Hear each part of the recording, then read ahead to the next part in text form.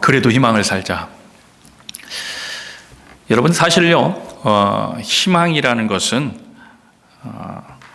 우리를 이끌어가는 힘이 되어줍니다. 삶의 길을 이끌어가는 힘이 되어주는 거죠. 사실요, 사람들에게 희망이라는 단어만큼 힘을 주는 그런 단어도 별로 없는 것 같습니다. 그렇습니다. 이 세상을 살아가는 사람들은요, 각자 각양각색의 모습으로 살고 있지만 공통된 모습은 희망을 가지고 살고 있다는 거죠. 희망을 바라보면서 살고 있다는 겁니다. 공부를 하는 학생들 희망을 가지고 합니다. 그죠? 직장에 다니는 직장인들 희망을 가지고 직장의 일을 하게 됩니다. 이렇듯 희망이 있을 때 무슨 일이든 적극적으로 하게 되는 거죠. 그래서 희망이 있어야 그 사람은 더 적극적으로 무슨 일이든지 뛰어들게 됩니다. 준비하게 됩니다. 그런데 가만히 생각해 보면요, 정말 아이러니하게도 이 희망이라는 단어는 대개의 경우 어려움, 고난, 절망, 그 뒤에서 우리에게 손짓하는 단어라는 거예요.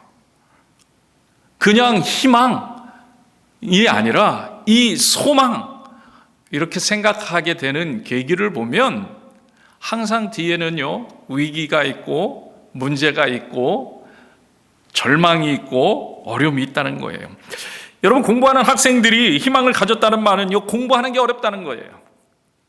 그럼에도 불구하고 나는 이루어질 목적을 향해 어떠한 희망을 가지고 있기 때문에 공부하겠다는 그런 결단이잖아요.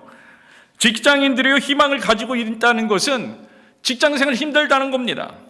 때론 그만두고 싶지만 그 안에 자신의 가진 목적을 이룰 희망, 그 무엇인가를 가지고 있기 때문에 그 희망을 가지고 있다는 이야기를 하게 되더라는 거죠. 여러분, 한번 생각해 보시기 바랍니다. 모든 일이 잘 되고 만사가 형통하고 또 경제적으로 문제가 없을 때, 모든 상황이 좋을 때 우리는요, 희망이라는 단어를 별반 이야기하지 않습니다. 희망이라는 단어를 이야기하지 않아요. 왜 그렇습니까?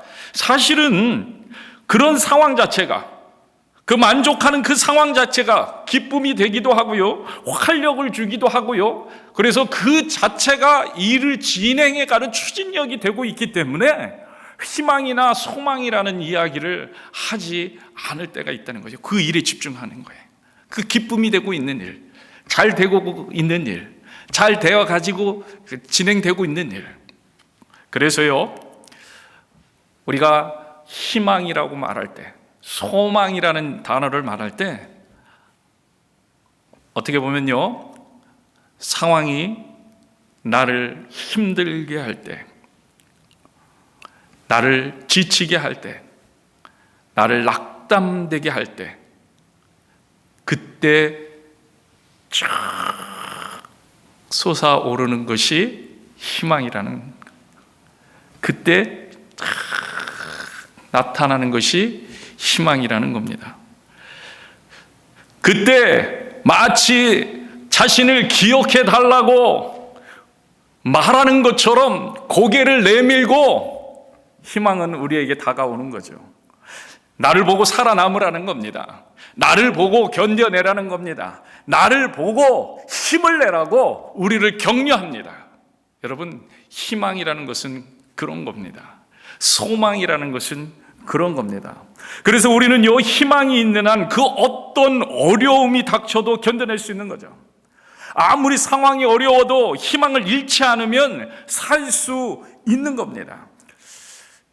제가요, 언젠가 우리가 살고 있는 이 미국의 한 지방신문에 닉 시즈맨이란 철도 영무관의 죽음을 보도한 기사가 난 적이 있다는 글을 읽었습니다. 그 기사를 읽은 것이 아니라 글을 읽었어요. 그 이야기는 이렇게 진행됩니다. 어느 여름날 이 사람, 닉 시즈맨이죠, 이 사람이요, 냉동 차량 속에서 일하고 있었어요. 근데 그만 동료들이요, 다른 동료들과 이벤트가 있기 때문에 한 1시간 정도 일찍 퇴근을 하게 됩니다. 근데 몰랐던 거예요. 닉 시즈맨이 냉동 차량에 있는 것을 모른 거예요. 그리고 그냥 그 잠겨 있는 상태에서 퇴근해 버렸습니다. 그래서 닉은요, 자기가 갇힌 것을 뒤늦게 알고 문을 두드리고 소리를 치기 시작합니다. 근데 소용이 없습니다. 누구도 문을 열어주는 사람은 없었습니다. 닉이 생각을 하게 됩니다. 아무도 나를 구해주지 않으니 얼마 안 있으면 나는 이 냉동차 안에서 얼어 죽을 거야. 기진맥진합니다. 자포자기합니다. 두려움이, 절망감이 그에게 쌓여옵니다. 그런 두려움 속에서 그가 가지고 있던 칼로 바닥에 글을 새기기 시작합니다. 그 글은 이렇습니다. 너무나도 추워서 몸이 마비되어 가는 것 같다. 차라리 그냥 잠들어 버렸으면 좋겠다. 아마도 이게 나의 마지막 말이 될 것이다.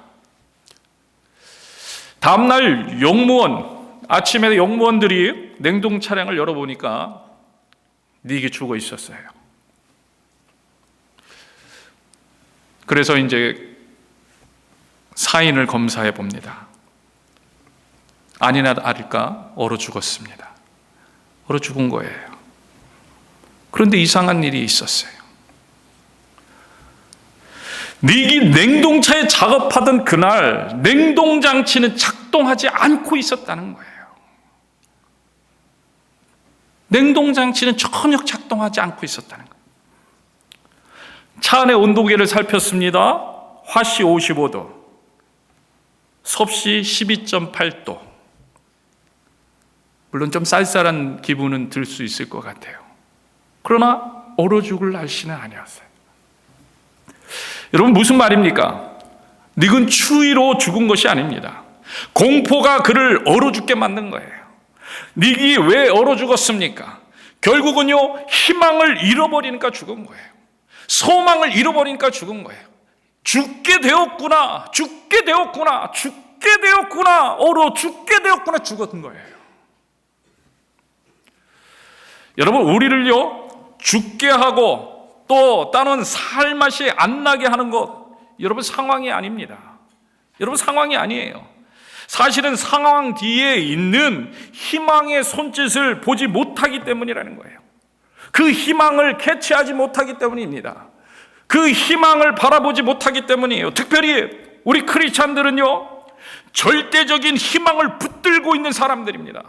믿으시길 축복합니다.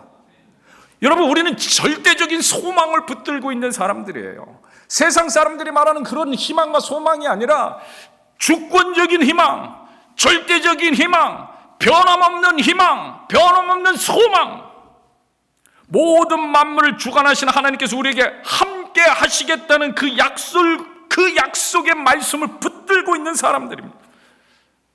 여러분, 이 사실을 절대로 잊으면 안 되는 거예요.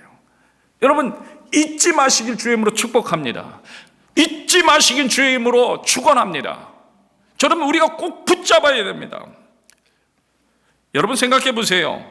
닉이요, 당시의 온도가 얼마인지 알았다면, 닉이요, 당시의 온도가 얼마인지 알았다면 추위를 조금 느낄 수는 있었지 모르지만 틀림없이 얼어 죽지 않았을 겁니다.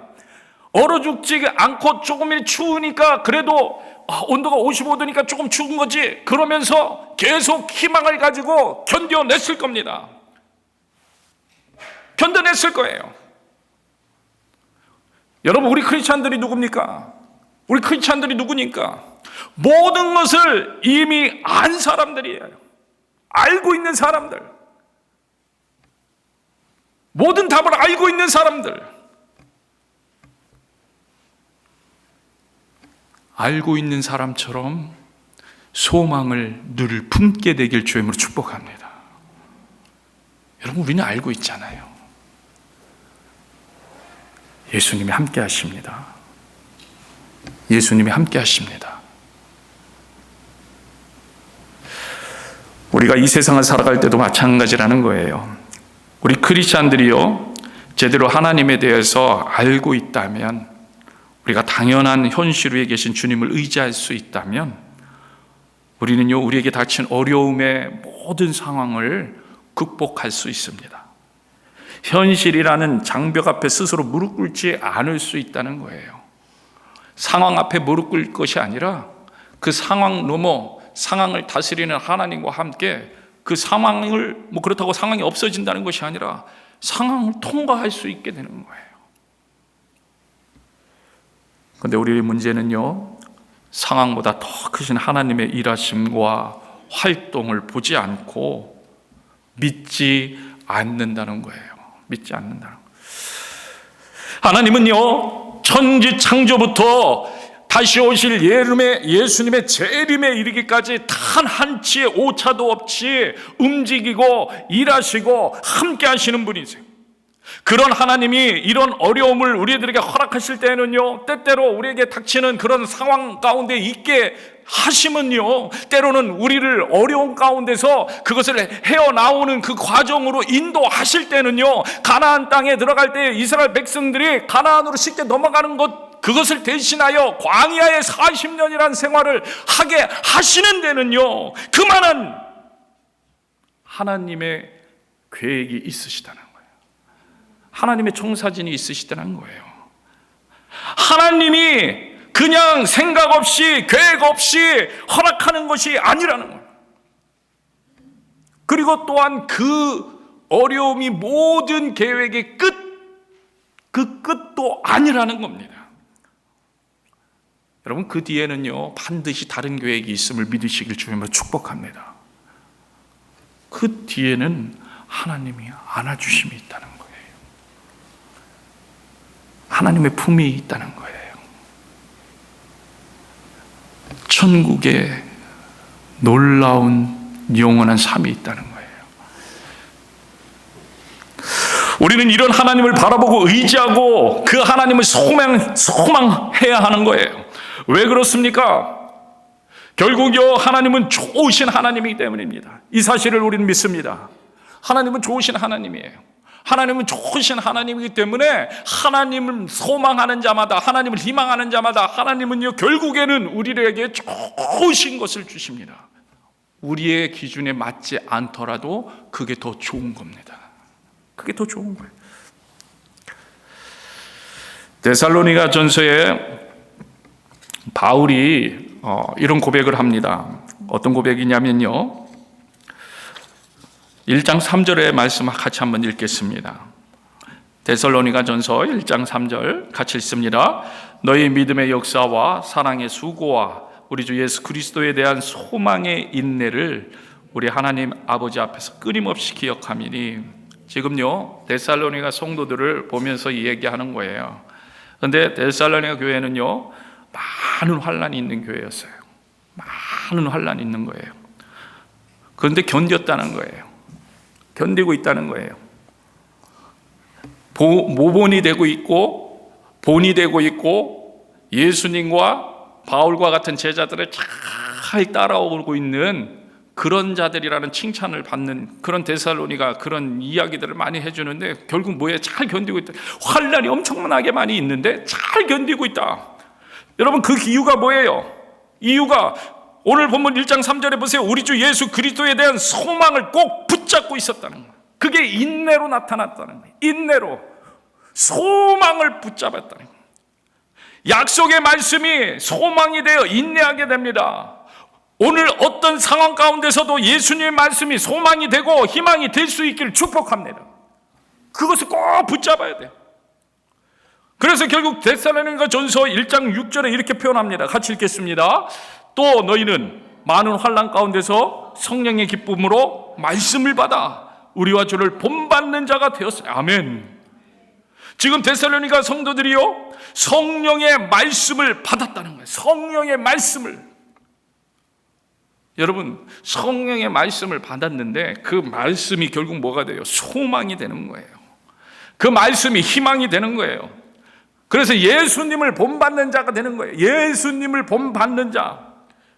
여러분, 그러면 된다는 거예요.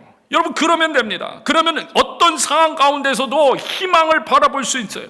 예수님이 임하시면, 성령님이 임하시면, 말씀이 임하시면, 그리고 말씀을 본받는 자, 예수님을 본받는 자가 되면 그러면 되는 거예요.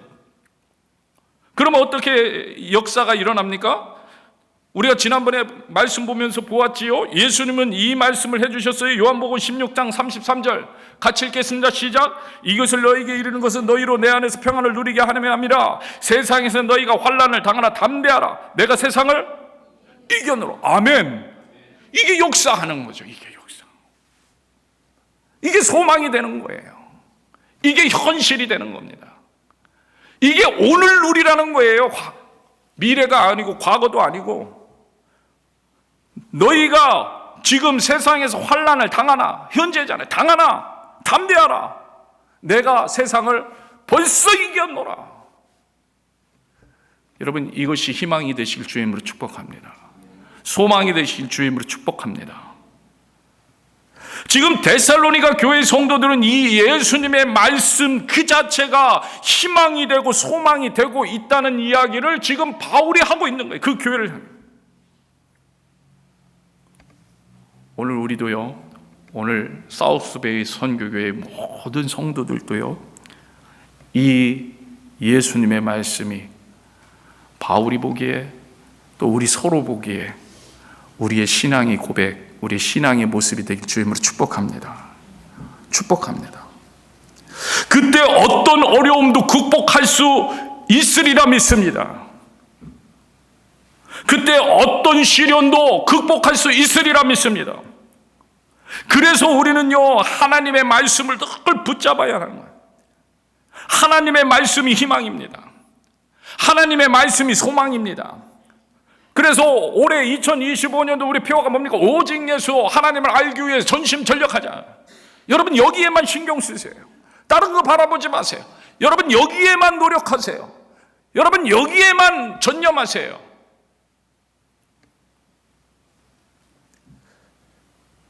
오늘 본문에는요, 이렇게 하나님의 말씀을 붙잡는 그 방법에 대해서 한 두 가지 정도를 말씀해 주고 있습니다.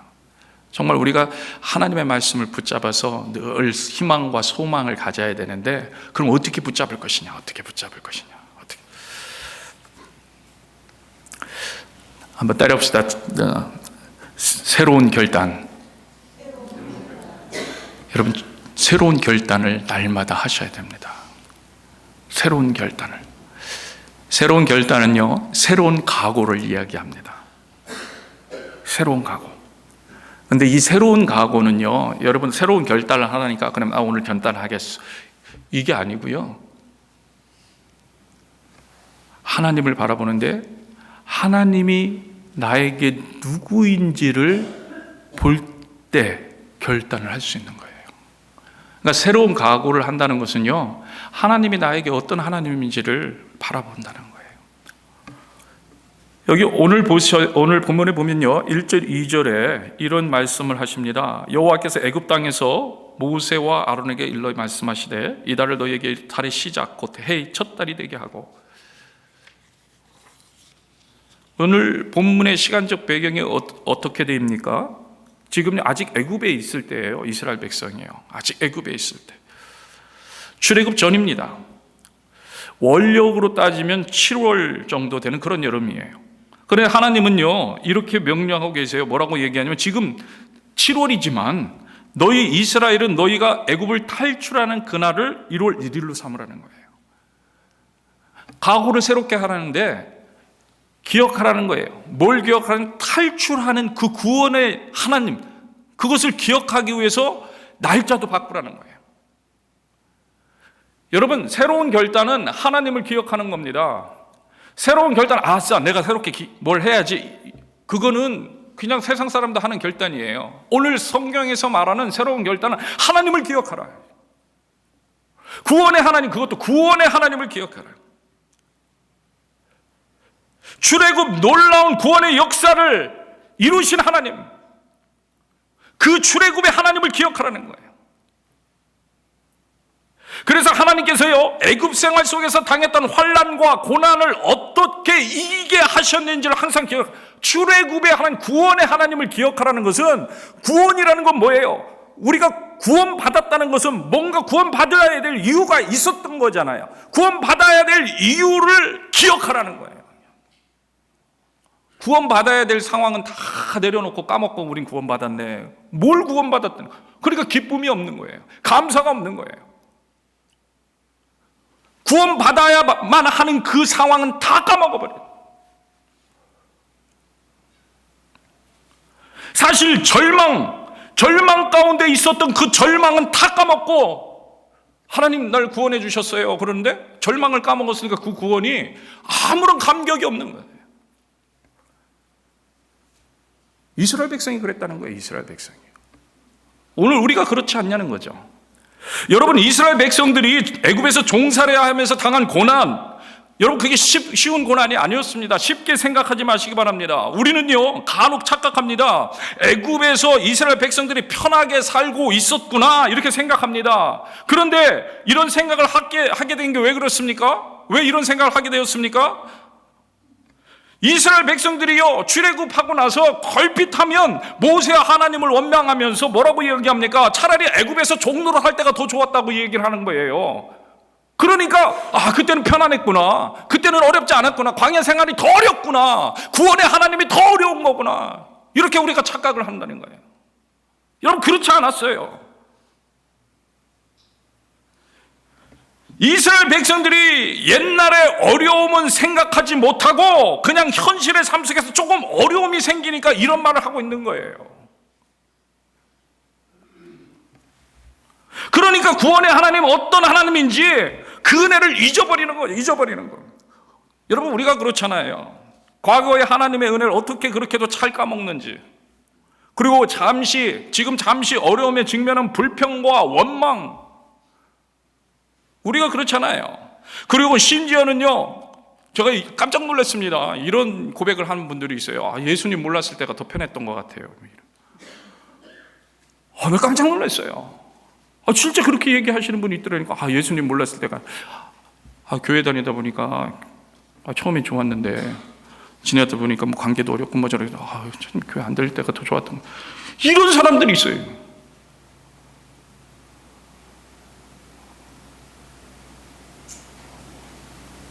무슨 말을 해야 될지 모르겠어요. 심지어는 예수님을 몰랐을 때가 더 좋았다고 말하는 이 엄청난 현실.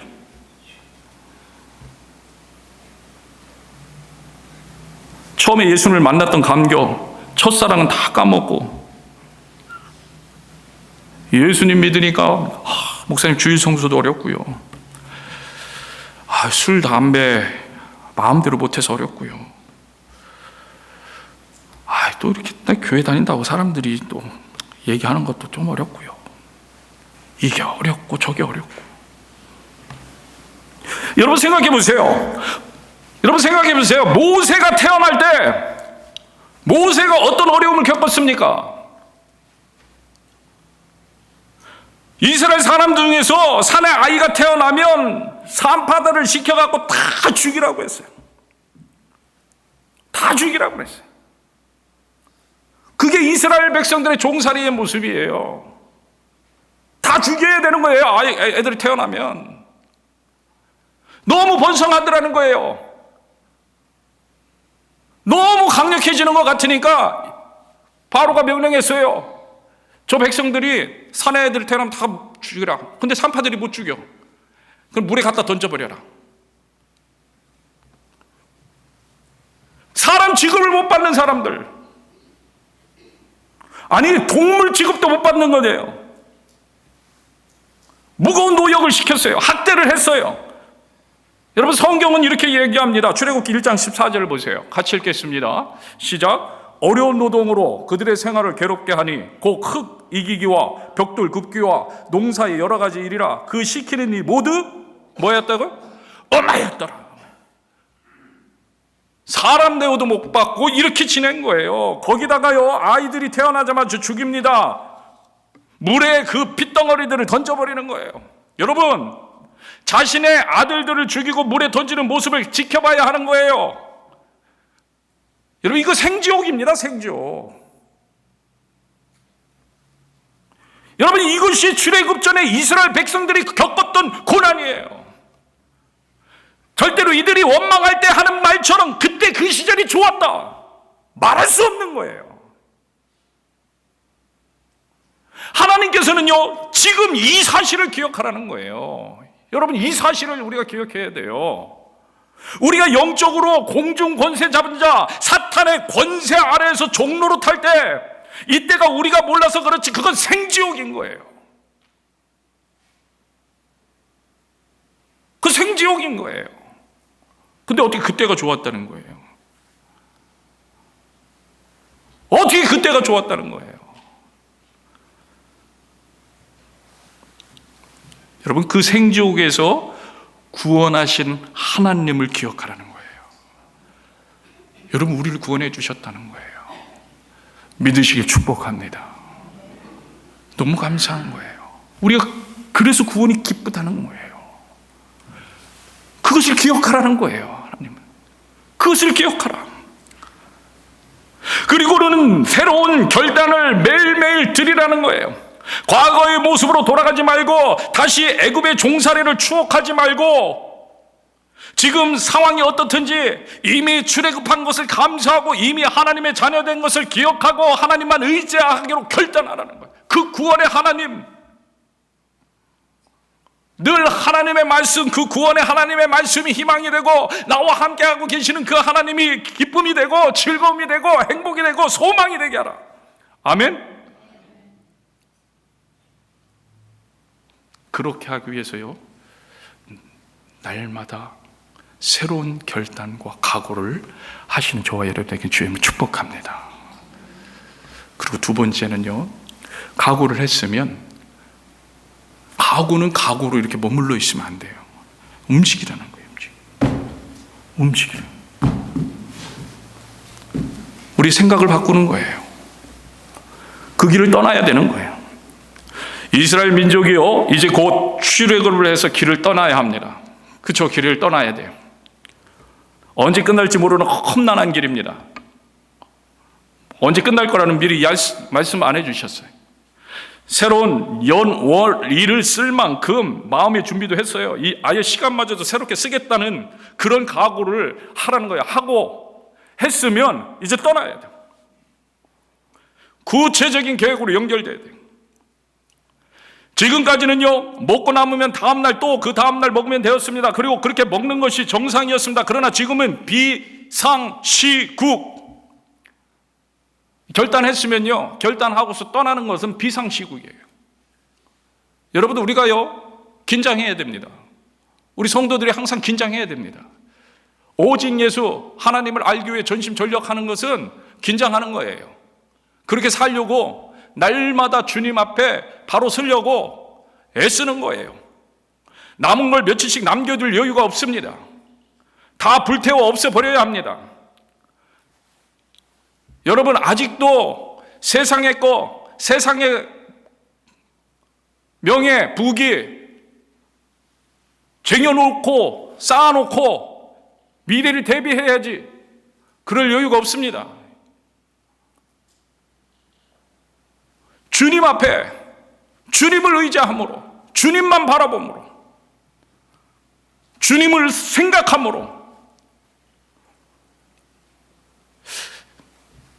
여러분, 상식적으로요, 음식을 만들 때는 가급적 맛있게 만들어야 돼요. 그죠? 음식을 먹을 때도요, 차분하게 앉아서 편안하게 먹어야 합니다. 그게 정상입니다. 그러나 급하게 길을 떠날 사람이라면 이런 일상의 틀을 과감히 깨야 하는 거예요. 우리가 각오를 한 사람들이라면요, 깨야 됩니다. 이전에 우리가 가졌던 우리의 생활의 습관들을 깨야 되는 거예요. 깨야 되는 거예요. 각오를 한 대로 해야 되는 거예요. 결단한 대로 해야 되는 거예요. 새로운 인생길을 떠나겠다는 각오는요, 구체적인 모습으로 나타나야 하는 거예요. 주님이 원하시는 방법으로, 하나님이 원하시는 방법으로. 오늘 말씀을 따라서 이렇게 해야 하는 거예요. 먼저 예수 그리스도의 피로 여러분들의 가정, 대문, 문설주를 바르셔야 되는 거예요. 예수 그리스도의 피로, 예수 그리스도의 보혈의 피가 여러분의 가정마다 철철철철 넘치도록, 특별히 여러분 막으셔야 돼요. 어떠한 다른 유혹도 시험도 우리를 죽이려고 하는 적의 공격도 들어오지 못하도록 철저하게 예수 그리스도의 복음으로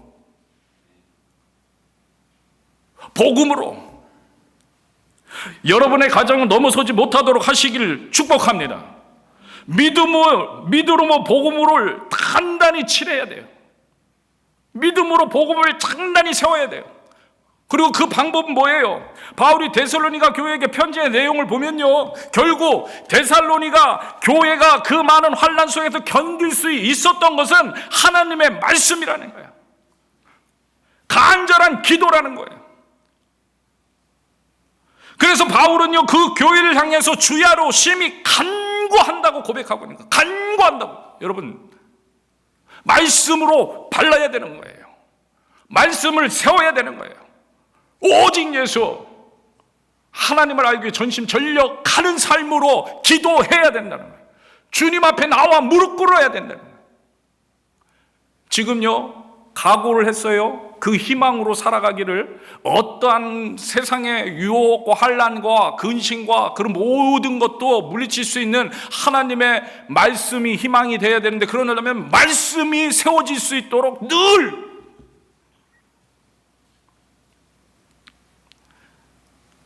여러분 지금까지요 정상적이었다고 생각한, 그리고 그렇게 살았던 것들 다시 생각하시길 축복합니다. 느슨하게 허리띠를 풀고 밥 먹는 것이 정상이었다고 생각했다면 이젠 긴장하시기 바랍니다. 허리를 묶으라고 그러는 거예요. 지금은요 허리를 묶어야 될 때인 거예요. 오늘 본문에 분명히 얘기합니다. 너희는 그것을 이렇게 먹을지니 허리에 띠를 띠고 발에 신을 신고 손에 지팡이를 잡고 급히 먹어라. 오늘 우리는 어떠한 모습으로 하나님 앞에 결단하고 그 모습을 행해야 될지 여러분들이 긴장하시길 바라요. 그게 바로 오직 예수, 하나님을 알기 위해 전심전력하는 거예요. 이때 하나님께서는요, 상황보다 그 위에 계신 영원하신 주권자의 주권으로 우리와 함께 해 주실 줄로 믿습니다.